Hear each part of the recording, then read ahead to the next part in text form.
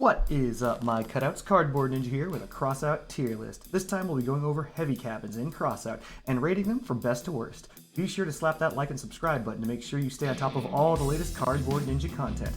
Also, you can come to join me on Twitch as I stream live all the time. You can drop a follow and tell me what you think in person.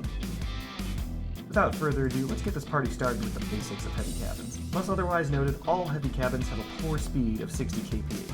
As far as parts go, all heavy cabins provide a solid chunk of hit points, however are fairly easily hit due to their size.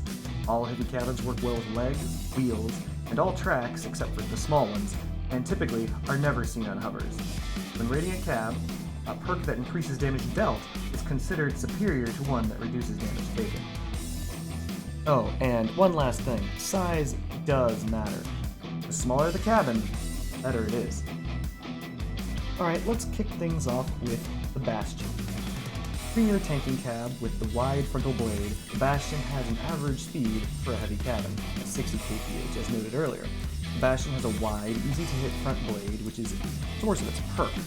All damage except for energy is halved when it's hit, and can effectively double your hit points, provided you're not up against those pesky energy weapons, which do circumvent this perk entirely. Bastion is a personal favorite of mine, and I can't even believe how much I like the cabin. I even have mine infused for additional 10% damage reduction, and as a note, this is multiplicative, not additive, which means that it will reduce damage by 50%, and then reduce that damage by 10%, which means that effectively I have 55% damage reduction when damage hits the front plate. So, even so, the Bastion has awkward geometry.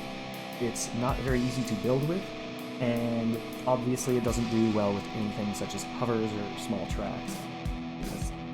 So, with that said, despite the fact the Bastion is one of my favorite cabins of all time in Crossout, B tier. From middle of the road to possibly best of the best, we now examine the Echo. The Echo has so many things going for it that's almost isn't balanced. It has excellent geometry. The Echo boasts the highest base top speed of any heavy cabin at 70 kph. Because of this, it is one of only 2 heavy cabins in the game that can be used with hovers effectively. It has excellent DPS perk for any weapon that reloads. Cannons, shotguns, plasma, missiles. If it reloads, this perk is insane. Once fully charged for 7 seconds, it will give you 50% additional reload speed. It means if people try to rush you, or if you rush them, your DPS goes up by 50%. Basically, on call. An insanely good perk. Additionally, hidden bonus of the perk of the Echo is it will start to charge regardless of whether or not people near you are close. So it can actually be used to let you know if somebody else is nearby. This has to be the easiest S tier of my life. Next up is the Humpback. Once upon a time, it was the only craftable epic heavy cabin, and for a long time, it was the largest cabin in the Wasteland.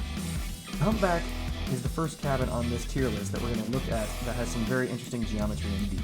The pockets. Pockets, the spaces on the side of the cabin where you can fit things, are actually hit or miss on this cabin. While it looks like there's plenty of space to hide things, such as a gas can or a fuel barrel, there are all these small little overhangs that are at an angle, and those spots actually can prevent the placement of the larger fuel tank and gas tank. Additionally, what brings it down is the lack of any mount points on those locations either. So to get things into those pockets, you have to have something like a frame to mount it on. Final note on any cabin with pockets, which will be a reoccurring theme, these gaps force these cabins to be either in the middle or the front of the build, as that space can't hide anything from the rear. Beyond that, the Humpback's perk is excellent. Taking damage increases damage dealt by it to a whopping 30%. While as a player, this may be difficult to get to that point, as you need to take 1,000 damage, though with the mass limit and weight limit of being a heavy cabin and all that good stuff like that, you should easily be able to get more than 1,000 durability on your vehicle. This makes the Humpback an excellent choice for a Leviathan, for obvious reasons. This, definitely an A tier cabin. Next, we take a look at the Docker. All around, I'm sorry, there isn't much good to say about the Docker, except its size. It is the smallest heavy cabin, which is expected, as it is a common. But it doesn't boast good power, it doesn't boast good speed, which is of course the standard speed king. And in addition to that, it only provides 7 energy.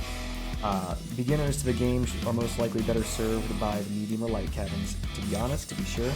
The Docker doesn't compete with pretty much anything. There are no good Docker builds that you can find on the exhibition either. This is a very bad cabin, used predominantly in art builds. That is all. E tier.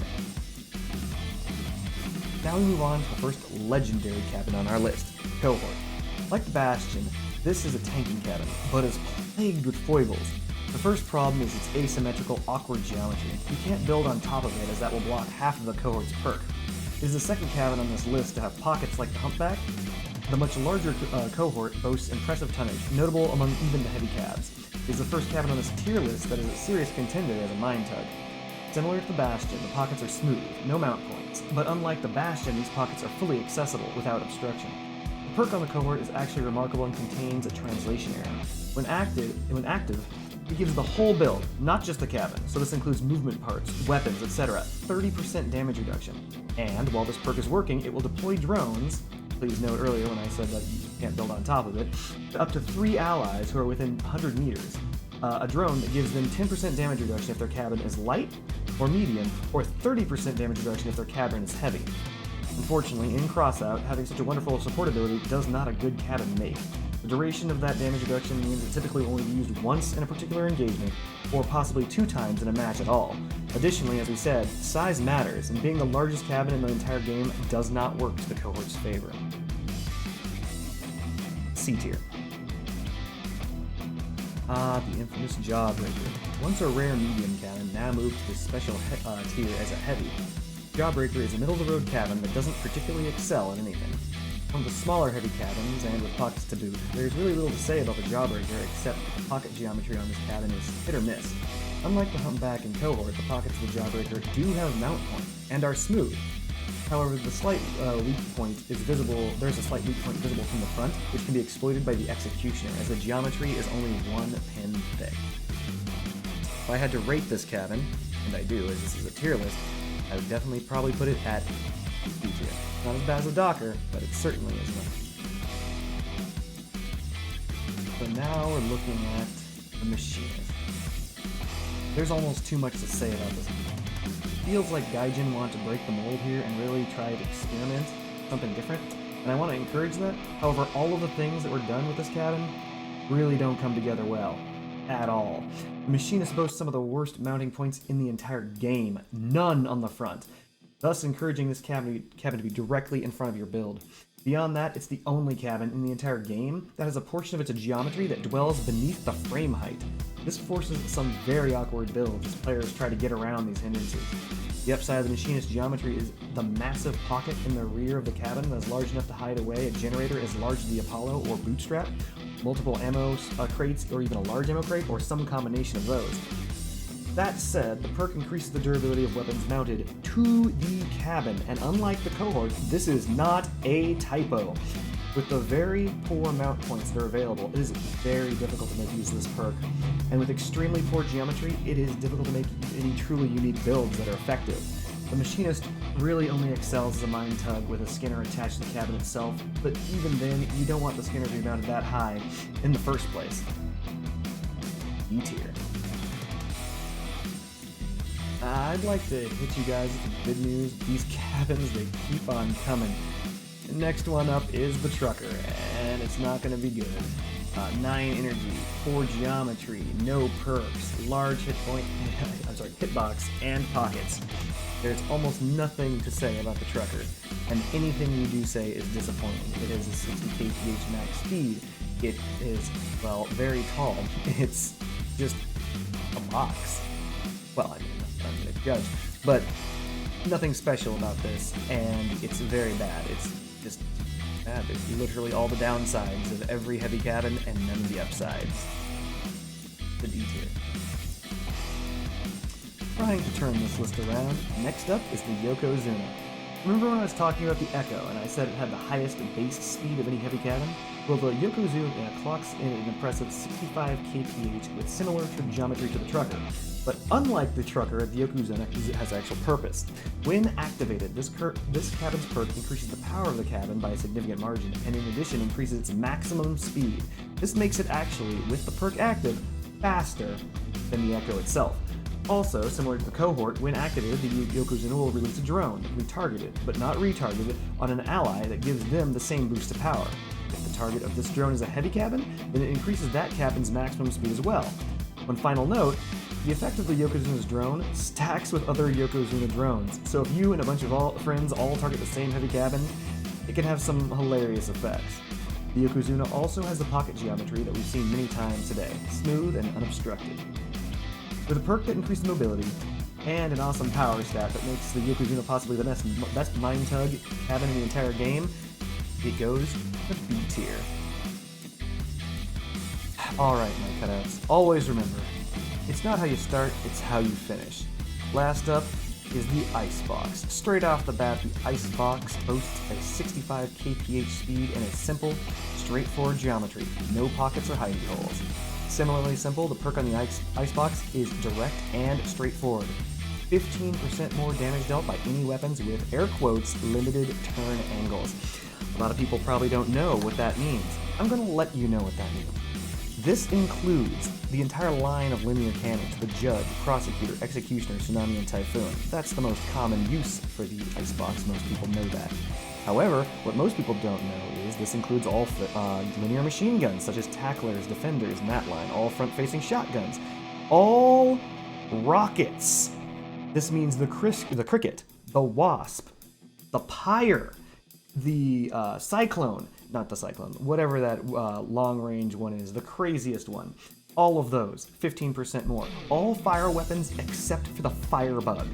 So this means that if you don't have the Blight, the Icebox can actually give you 15% more damage on the Draco, on Remedies, on Incinerators. This includes most mines, such as, the Fortune, which is an insane amount of damage, the most powerful weapon in the entire game, the Porcupine, and if not to solidify this as an insanely overpowered perk, this includes damage dealt by the King Mine Layer, making this arguably the best mine laying cabin in the game. So, I said it earlier, but I'll say it again, this is the easiest S tier of my life, alongside the Echo cabin. Oh, and as an addendum, the Icebox is the second cabin, in the heavy cabin in the entire game, that can be used with hovers, and often is, usually combined with Typhoons or Tsunamis. Whew. Brings the heat for a box so cold. Fitting, don't you think? Well, there you have it, my cutouts. Do you think I'm wrong? How would you order the heavy cabin with Crossout? I put a link in the description below to the tier list on Tier Maker, so if you do disagree, go ahead and post in the comments down below your own list. If I'll see it, I'll be sure to reply. Also, be sure to catch me on Twitch, as I am there very often streaming this game that you guys appear to like very much. So, like and subscribe if you want more. Peace!